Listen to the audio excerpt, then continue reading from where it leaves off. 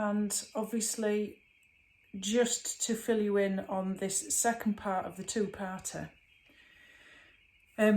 Silver linings, not to be confused with Silver Linings Playbook, but if you want to call it something like that, Silver Linings Mindfulness.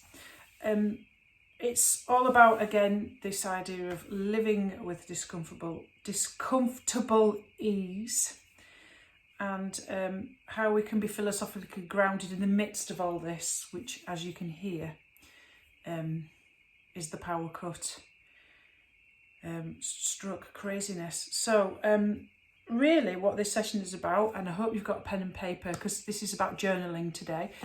So if you want to go grab yourself a pen and paper,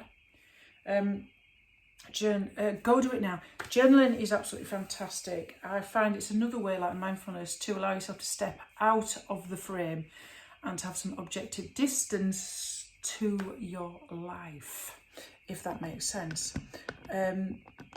And I like to journal quite a lot because it gives me that opportunity to tap in with my needs, and as we did in the previous session, because this is a two-parter,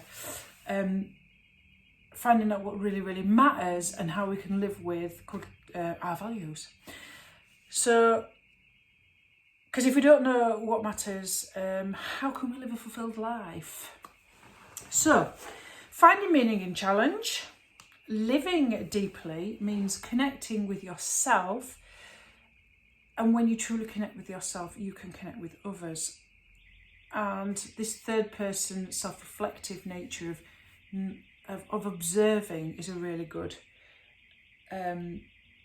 way through mindfulness, combined with the loveliness of journaling. And having one always at the side of your bed is great. It's always great for ideas and creativity. It's also getting stuff down that you're worried about, and it really helps you to sleep if you've got one by the side of your bed, so you can just get that stuff out of the way. This is my plan for tomorrow, that's my list, and then you can relax. And also as well, it allows you to connect with your intention. So setting an intention in the morning for what you want to, we don't talk about striving obviously, but setting an intention for will help you to make the right action and the right follow through. Now, what authenticity? This is what it's all about, authenticity. And today I was listening on Louis Theroux, who is one of my other favourite podcasters. He was interviewing my other most favourite person on the entire planet, Miriam Margolyes. And I love Miriam Margolyes, like Cathy Burke, because she is grounded and authentic. She says that it comes from the fact that fundamentally she doesn't give a damn because she's of a certain age. But I like that integrity and that honesty that she has. She's very self-aware. She knows when she's pushing her boundaries. Oh, hey. And she's quite rude and funny. But when you're safe and confident and standing in your own power, this is when you're truly authentic, and this is when you're living by your values. And these two sessions, the first and second, is such a rich area, I think, of beautiful exploration. And living deeply is about learning from struggle and challenge. We are in the midst of challenge now. So again, another rich area of exploration. No mud, no lotus, as Thich Nhat Hanh said. So instead of being afraid, which is what anxiety is, of hardship and failure, it can teach us who we are. And people are so afraid of failure, but we don't actually, I think there was a famous quote, wasn't there? Success doesn't teach you anything, failure teaches you more. But I want to use my favourite quote. I love this quote. So if you're a woman, you probably know this one. It's by Eleanor Roosevelt, who was the First Lady, wife of one of the presidents. And she said, and it's my favourite one, teabag. A woman is like a teabag. You never know how strong she is until she gets in hot water. So I'm talking about this idea of resilience, challenge. It teaches us who we are, how far we can go, being on the edge. Comfort, being inside your comfort zone doesn't teach you anything. Being wrapped in cotton wool doesn't teach you anything. Going to your edge teaches you a lot more. understanding that failure is a rich area of learning, because we only fail by, we only learn by that, and also not being afraid of a little bit of hardship when it comes along. When we're in the middle of it, we just think, oh my God, I want this to end. But when we look back at it, this is the point of this exercise, when we look back at it, we look back at it with a different perspective. So going inside, deep inside with this activity and discovering that you have the resources that you probably didn't know that you have, which is great, isn't it? And the whole point of mindfulness and self-compassion is to be present with your own suffering without being overwhelmed. We talk about this, don't we? The science of the brain and the fight or flight, freeze float. We talk about this window of tolerance. But also as well, we resource ourselves. We've talked about resourcing. So at any moment when we do this activity, when we've got the pen and paper, if you need to resource yourself, do. Remember, you focus on the ground, your hips, your feet on the floor, your hands, where they're touching. You focus on your breath. But we're going to use a lot of touch here today. This is going to be where we are going to get our resourcing tool from. So find your seat. Okay. We find our seat and we find our centre. So before we start this experience, so remember your posture for mindfulness. Chin parallel to the floor. Okay, I've been talking. Try not to push yourself too much forward. Just tuck and push your ribs back a little bit. So there's no strain here. Okay, and push your neck back a little bit so that feels comfortable. It's all about having this both dignified but softness in the posture, so it's not too rigid where you get strain in your back, and it's not too soft that you get sleepy, because sleeping and falling asleep in meditation or relaxation, it sort of is the cost of distraction. So settle into yourself, eyes closed or a soft gaze, and before starting the exercise, we're just going to take 2 or 3 deep breaths in through the nose and out through the mouth, just to let go of that tension in the shoulders and the body. Just this noise is a test of your, I would say, mindfulness, your inability to be not distracted. So nice big inhales through the nose and out through the mouth. Just let go of the tension and allow yourself to drop into the body with each exhale.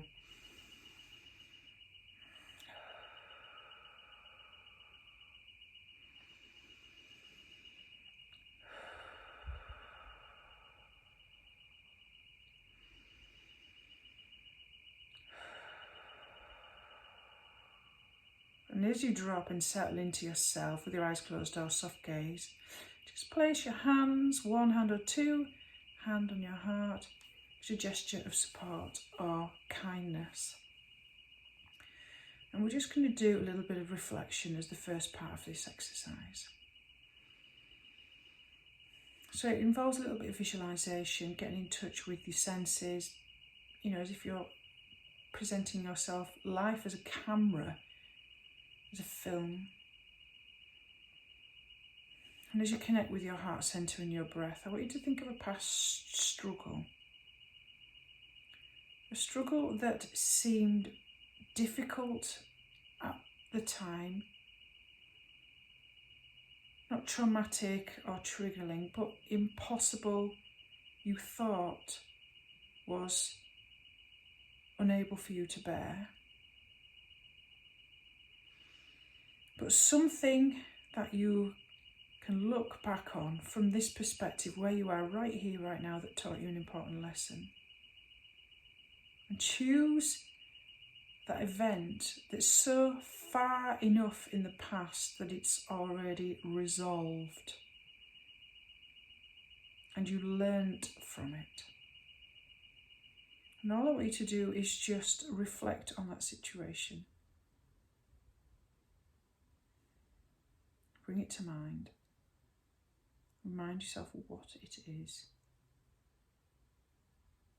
So impossible to bear, but taught you an important lesson, but far enough in the past that it is resolved. But you needed to learn what you needed to learn.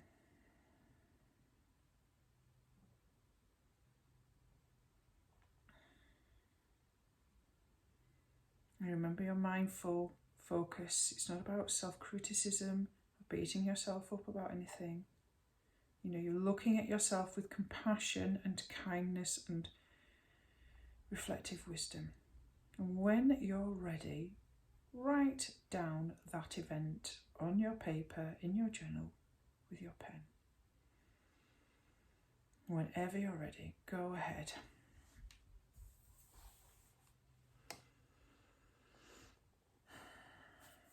Just the event, nothing else.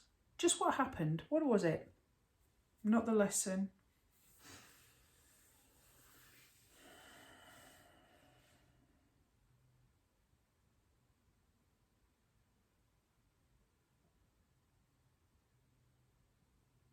Which is a very highly reflective process.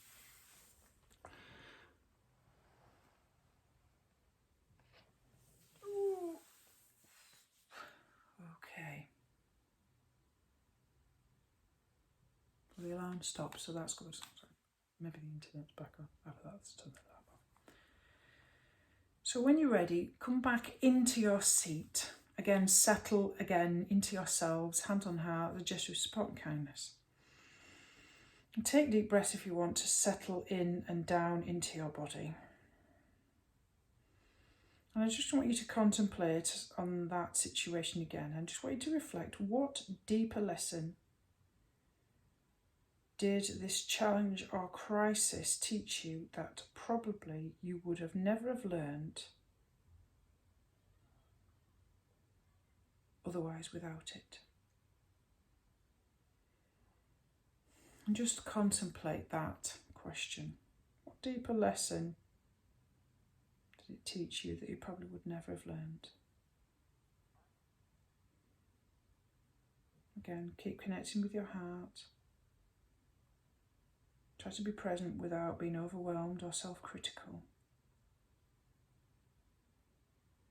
Remember, we're trying to listen more down here in the body, connecting. We all have an innate wisdom. We are enough. We always strive to think that we need to improve ourselves, but remember that all that wisdom and that knowledge is already within you. It's about reconnecting to yourself. And then when you're ready, write down your response to that prompt.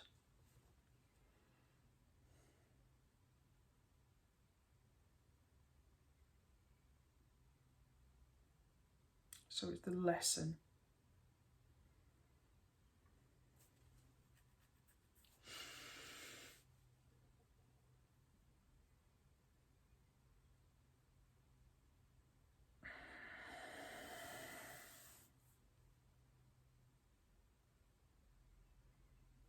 Okay, so again, we're going to do another prompt. So again, you're finding your seat, you're finding your centre, you're finding your breath. You're focusing on that gesture of support and kindness with yourself. You're dropping down into the body, eyes closed, soft gaze. I just want you to consider this prompt as a sort of thought experiment. Try to consider whether there is a current difficulty in your life that might also have a silver lining. And if so, what hidden lesson might be contained in this current dilemma?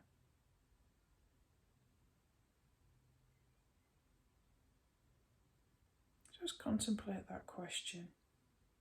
A current difficulty, a silver lining. What lesson could be contained in that current dilemma? Just tap into your inner wisdom. And when you're ready, write your answer to that. Remember, you're tapping into your mindful authenticity. You're going to stand in your own power.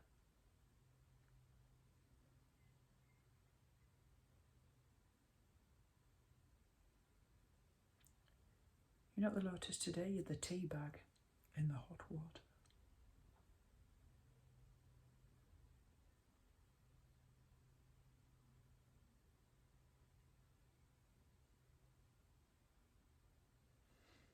Again, this session is not necessarily something that you're going to come up with straight away. It is a process, and you can come back to this activity at any time, and this recording.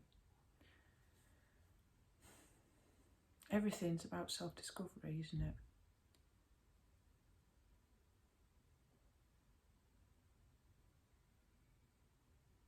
Learning from struggle, learning from challenge in the midst of all this.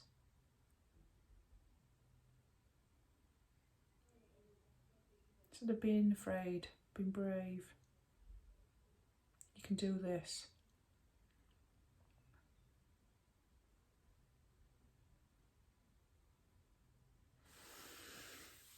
Okay, so we're going to move into the next phase and the final phase before we have a little bit of reflection and look back on what we've written, and you can come back to this activity again. The last prompt, so again, come into your posture, your seat, settle, centre yourself, take some breaths if you need to take any breaths, place your hands on your heart as a gesture of support and kindness.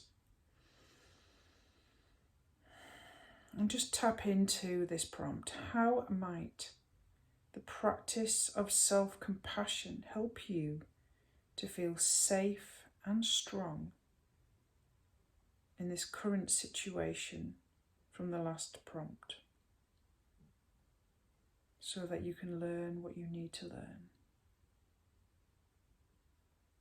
So how might this practice of compassionate, loving kindness, not criticising yourself, a lot of the practices we've been doing over the past few weeks, can help you to feel safe and strong in this situation, so you can learn what you need to learn.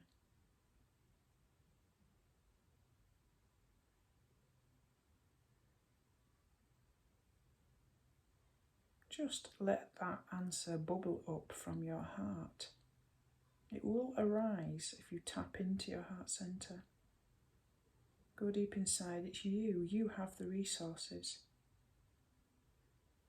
It's nothing else that anybody else can teach you. This is all you. This is you connecting to your true self.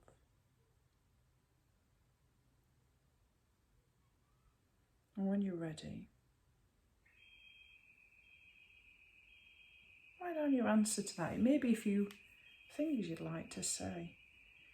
It might be a few things.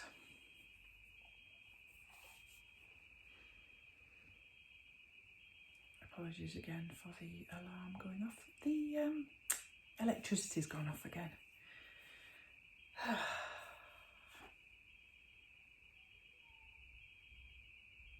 And just write down your answer. This is your reflection.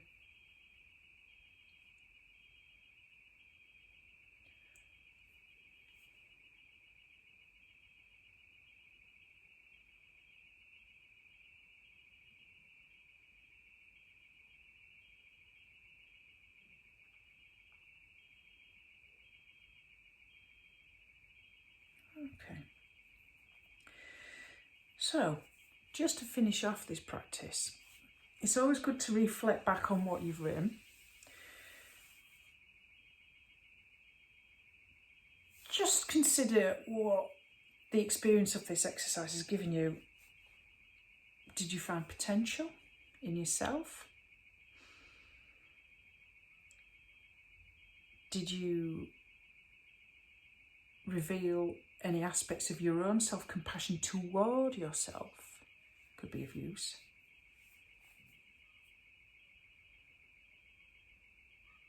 And it's okay if this was a challenge, because sometimes difficulties and situations have no silver linings. It's a simple, no, it's not simple, I'm going to take that back. It's a significant achievement if you have fundamentally survived. If that's the case for you, it may be a wonderful thing to do is just sit with yourself for a few minutes and see if you can just practice a little bit of appreciation. So practice a little bit of appreciation for your own resilience. So let's just sit into our seat again. And just tap into your heart and your breath and your centre and settle. See if you can offer some appreciation for how you're coping. The tea bag. If this was a friend telling you in response to the stuff you're going through, what do you think your friend would say to you about, your resilience?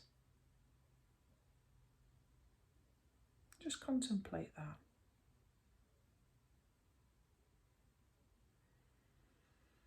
And when you feel ready, write something down. Congratulate yourself.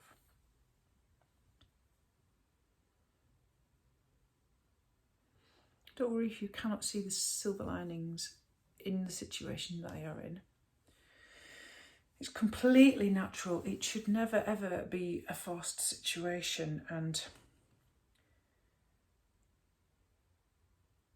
holding on to things is worse. Does that make sense? Just opening up to the possibility that you can acknowledge the struggle contains growth in itself, but not being stuck. Does that make sense?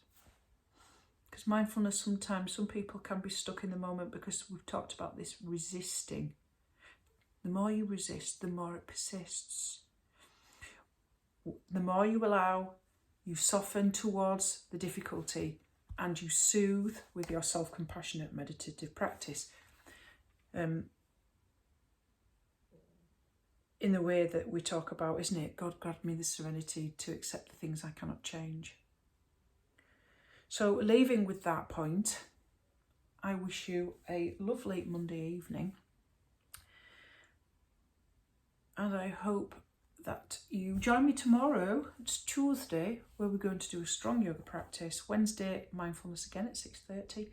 And Thursday is our much more relaxing, winding down for the week practice. Finishing on Friday with our mindfulness. Take care.